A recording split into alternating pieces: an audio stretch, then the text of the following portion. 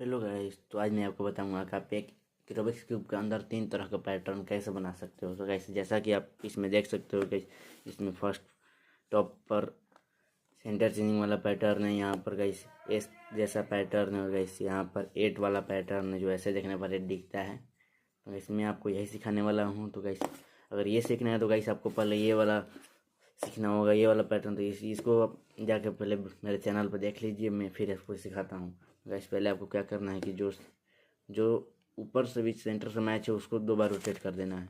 फिर इस साइड वाले को भी 2 बार रोटेट और फिर ऊपर वाले को 2 बार मैच करवा कर 2 बार रोटेट और फिर गैस इसको भी 2 बार रोटेट।